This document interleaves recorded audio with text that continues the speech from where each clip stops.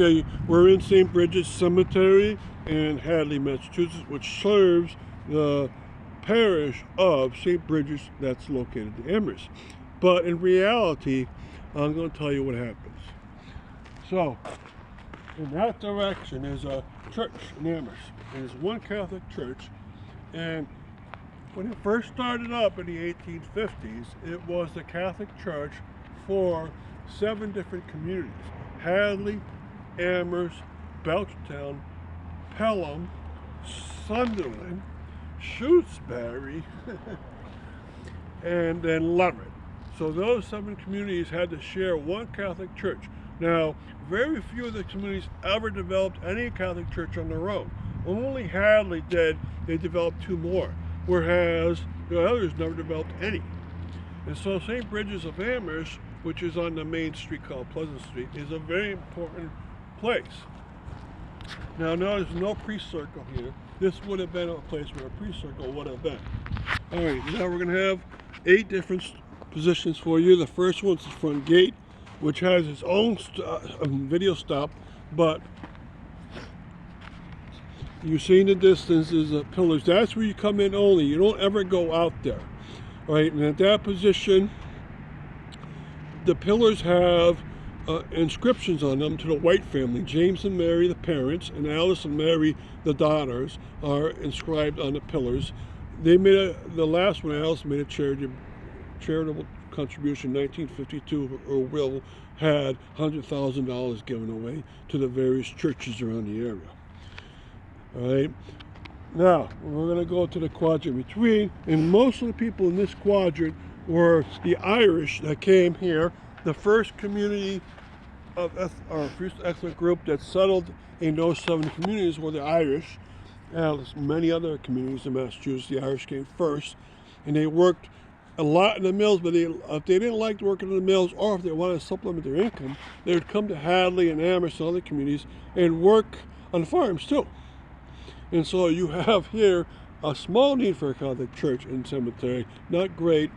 So you have a lot of old-time Irish names within this cemetery. So it's great to look at.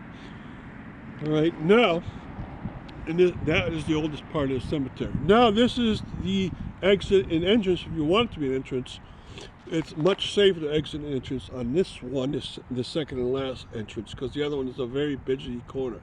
So take this one and definitely take it out, because it's the only way you can exit this cemetery. Now the streets around here have gotten busy through the times. They weren't that way in the beginning, that's for sure. And then the next quadrant here, we start to see other ethnic groups. If you look at the names of some of these, you start to see names like Goyot and Hennessy, and then you start to see Polish names towards the back.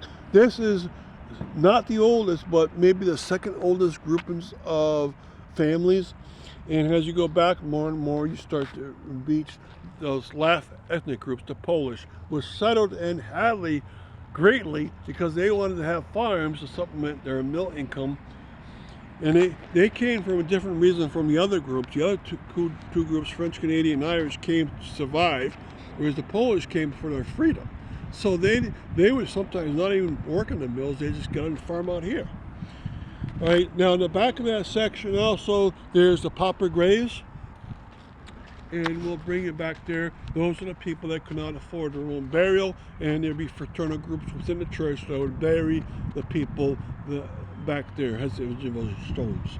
Now, we're going to look down this road right here, and this road leads to the very back of the cemetery, where you have more of the modern burials back there. And there's also a baby section there. In the Catholic religion, you cannot be buried in the Catholic cemetery unless you've been baptized. And back there you have a baby section where the babies die before they could be baptized. And they have a nice little section. They've made it very nicely. Most of them have their own stone. All right, then as we scan to the next quadrant, in this quadrant, you start to see the farmland beyond. This section here was a lot of individual old stones that were put in, and later some of the family stones did come into place, but you start to see more Polish. And by the end, this cemetery is sure towards the front, mostly Irish, but towards the back, a lot of the Polish from 1900 to 1924.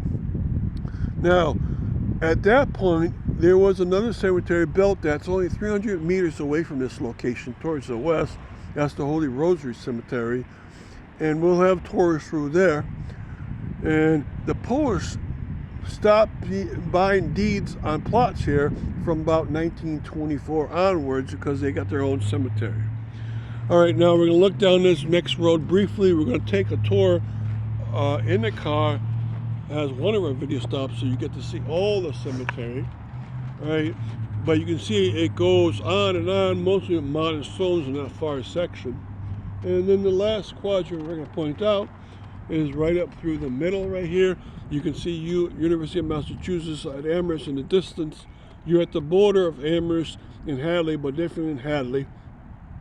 And here you see a lot of very old stones, and again, as you go towards the front, they seem to get older and older.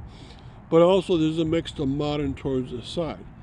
All right, so keep all these principles in mind as you go through them, and you probably learn a lot about what the cemetery is all about. Thank you.